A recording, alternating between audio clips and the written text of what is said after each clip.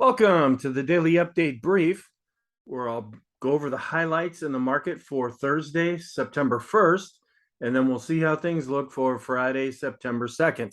And this will be just a daily brief video. We're not really seeing an awful lot of changes in our charts. There's one chart that I want to show you where I usually don't show charts in the daily brief, but because I'm not doing the full-blown video, I want to point that out to you. We saw a little bit of a bounce. The market had become short-term oversold, and we saw some late day buying coming into the market. So that was positive. And we ended up having a slight up day, but the overall situation is still quite negative, and we've got to see a lot more follow through buying if things are going to switch back more to positive. So let's go back and talk about what happened. Right at the open, we did have a gap lower at the open. We went immediately down to S1 at 39.35. We dropped down to S2 at 39.14. So we're going down to the 3900 level, and that may act as some support, as I'll show you here in just a moment. As the day went on, we bounced above and below S2 at 39.14. Later in the day, some buyers entered into the market, and that drove prices higher. And we actually were able to get back to being positive. We went above the unchanged level, and we closed right at the high for the session. So we were up 0.3%. Not a real gangbuster day, but still, we've seen a number of negative days now. And to have a positive day is something that we can latch on to for the moment. Volume was still above average because yesterday was the last trading day of the month. Well, September 1st, naturally, is the first trading day of the month. That's the only reason I can see why volume is really starting to pick up. We want to see as we get further into the month, is volume going to stay high? Are people coming back from their vacations and starting to get more involved? And will volume pick back up? Right now, we don't really know if that will happen. The technicals are still pretty much negative, but we're bouncing a little bit from being oversold. We don't know if that will continue into Friday's session, but at least that's what happened in Thursday's session. Inflation and interest rates and growth concerns, that's the fixation right now and has been the fixation for a long time. We have all the geopolitical concerns, and there's another new one that I've added to the list that I'll cover here in just a moment. Earnings are being released by companies. We still have the debate going back and forth about the recession, and then any Fed speak that may come out, especially if Chairperson Powell says anything. That's the stuff to really focus on. The other members can say what they want, but it's really the chairperson who speaks for the Fed, and that's what the markets really use as some kind of a catalyst, either positive or negative. So what are some comments that we can make? The S&P found trend line support at about the 3900 level, and that is the one chart that I'll show you. But the mid caps, what I had brought up in yesterday's brief, we lost that support. So I didn't really think that was going to be that big of a deal. But when you're in negative environments, you tend to look for positive things. At least that's what I do. And that's the one thing that was sticking out. Well, that really didn't seem to matter.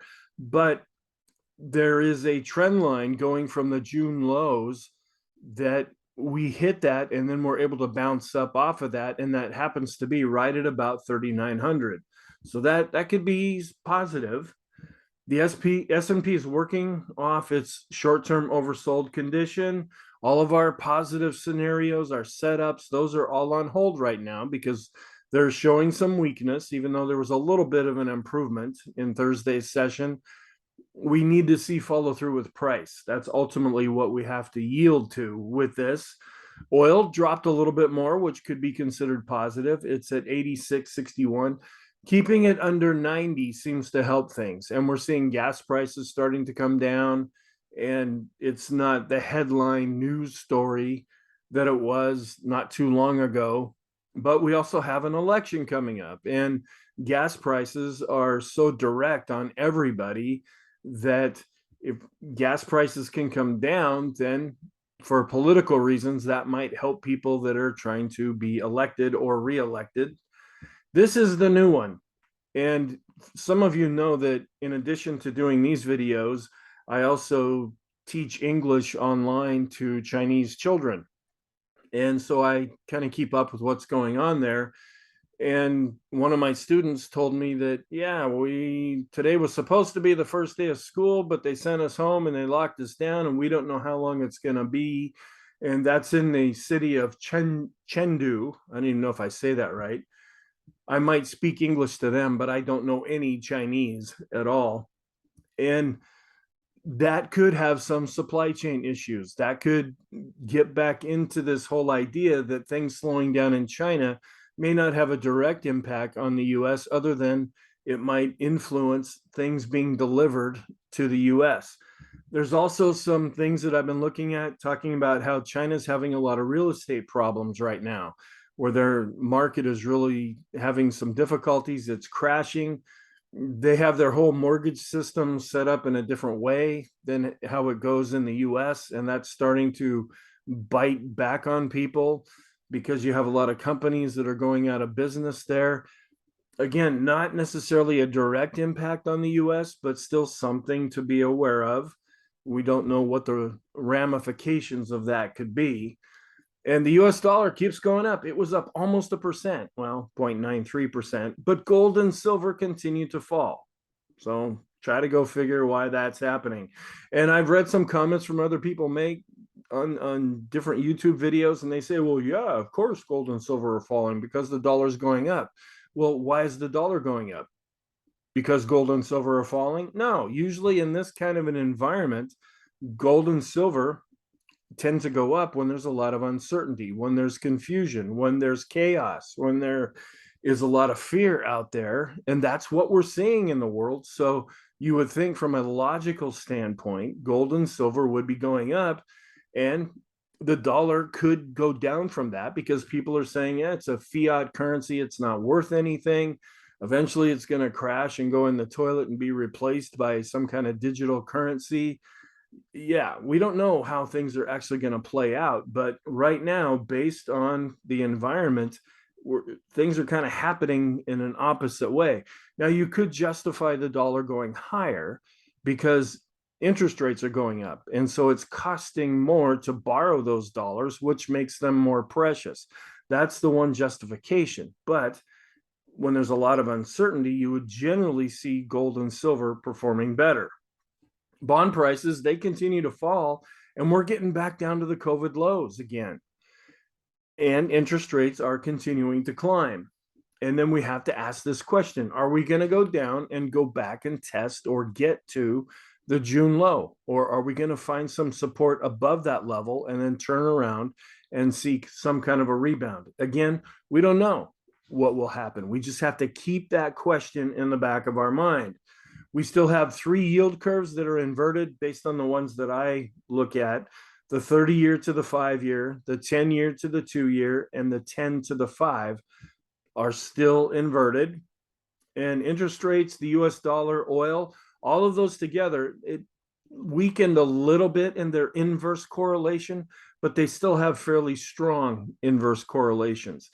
The dollar ended up being up and stocks were up. So that kind of impacted that relationship a little bit. But we just want to keep an eye on these other markets because sometimes they can bleed over into how the S&P 500 reacts. Sentiment, this is still a concern. And this, to me, is kind of the biggest concern because it's still neutral. People are not really freaking out. We've seen a pretty significant decline, and people are just not really reacting to it with the things that they usually do to protect themselves in the market. And this could suggest that we still have more room to run to the downside to produce some kind of capitulation. This also suggests that people aren't really freaked out, so maybe they have some confidence going on here, and maybe we'll bounce up out of this. But for right now, we're not seeing a real big swing with sentiment. The economic reports that came out on Thursday, this was the big one. The ISM manufacturing, it was unchanged at 52.8. When we're above 50, that suggests expansion in the economy. So we're just barely above 50 right now. They expected it to be up 52. So even though it was unchanged, even though it's above 50, it was higher than expected. And that is being used to justify why we had the gap lower opening on Thursday, because it's a little bit stronger, which gives more credence to the hawkish stance that the Fed has. And their stance is that they're going to keep raising interest rates to try to get inflation under control. We also had not as big of a report, the Ihs Market Manufacturing Pmi. It came in at 51.8, which was lower than expected. They expected it to be, not expected. The last time we got this report, it was at 52.2. So it actually declined a bit. Jobless claims were lower than expected. So the employment situation is still holding up on a week by week basis. It came in at 232,000. They expected it to be at 250,000. So that was quite a bit less than what they thought the report would be. The second quarter productivity was down 4.1%, less than expected. They expected it to be down 4.6%, but it's still down nonetheless. So companies are producing less, but labor costs are going up. They were up 10.2%. Now, lower than expected, but still you have what it's costing companies to produce something is going up by the overall productivity of what they're doing is going down. So that's another little concern in the economy. Construction spending was down 0.4% on a month over month basis. That was more than expected. They expected it to be down 0.1%. So our trend is still negative and weakening, but it could be starting to turn up. Now I'm going to do a full-blown daily video over the weekend. And so I'll have all the charts there for you to look at and kind of show how things change. I purposely am waiting because of the employment situation report that's coming out on Friday. That is the biggest economic report of the month, and we don't know how the market's going to react to that. And we'll have the weekend to kind of fall back and regroup and look at things and adjust, or at least get an idea of where we stand. Our bias, I've switched over to mixed because we had a slight up day and some of our indicators actually turned up a little bit, but we're still pretty much leaning towards the negative side. But our momentum is still negative because the last number of days have been down. Here's the one chart. And a few days ago, I drew this chart, or this trend line on the chart, from the low that we set in June to another low that we had in July. And because I'm trying to find areas of support. And I kind of noticed that we were coming down a little bit here. So I put this trend line on there, only to have us come down and hit that in Thursday's session and then bounce up off of that. Now, I'm not a big trend line user because they're so subjective. You can draw any kind of lines on these charts to justify anything you want to say. And so I do like support levels. You notice the straight lines that go across. I use a lot of those, but just to come up with all these trend lines, I look at some other charts that people draw and I'm like, how did you get that line on there? That's not following the rules of trend lines. And so I don't do a lot of them myself unless they're really obvious, like coming down where we have lower highs and then at the bottom we have higher lows. And so then I did use that one. So that's a little bit of a deviation from what I usually do. But this could be providing some kind of support. This was the low that we set right at about 3,900, and then we bounced up from there. So what's our outlook for Friday? The technicals, they're still negative. They're losing some support, but we did bounce off of that trend line, and we're still trying to work off this short-term oversold condition. Doesn't mean that we're going to keep going up to work off more of it. We may go down and become even more oversold, but at least the buying that we saw that came in later in the day on Thursday, that was mainly attributed to falling too far too fast. The reports coming out, the big one is the employment situation report, and we also have factory orders coming out in Friday's session. The whole list of geopolitical events, Russia, Ukraine, that's still going on, believe it or not, even if you don't really hear about it much in the news, or maybe you don't pay attention to it as much. China with the supply chain issues, the lockdowns, the different real estate problems. We just kind of want to keep an eye on that to see if that will feed over into the US. Inflation and interest rates are the real big concerns in the US market. Oil is continuing to fall. That could give some support to stocks. Earnings on a case by case basis. We'll see if any Fed speak comes out. Japan, I really haven't addressed that now. That really hasn't changed all that much. But I'm keeping an eye on that. And I'll explain that kind of when it becomes more appropriate to do that. And then the debate going back and forth about the recession. So our scenario, we're still going with the down scenario because of all the headwinds that seem to be hitting the market right now. And our technicals are negative, but we're still short-term oversold, even though we tried to bounce a little bit. We can't really go with a positive scenario, even though it is short-term oversold. Now, we may get some kind of a reaction in a positive way to the employment report, and the market may really show some strength in Friday's session. If that happens, then we have to see after Friday, what does that do to the technical picture? But right now, it's still remaining negative. So we just can't go with that up scenario. And our setups, our rotation, all of these other things that we've been looking at for quite a while, they're still on hold until we see follow through with price action.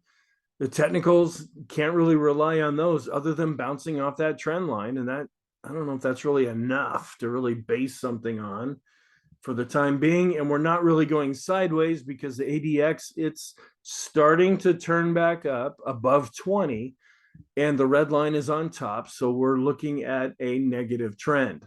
So our conclusion, the S&P is negative overall, short-term negative and continuing to be oversold, even though we tried to bounce a bit. Intermediate and long-term were also still negative. So thank you. I hope you find this helpful. And I'll look at preparing the daily video for Monday's session, as well as the weekly video and the intermarket analysis video over the weekend.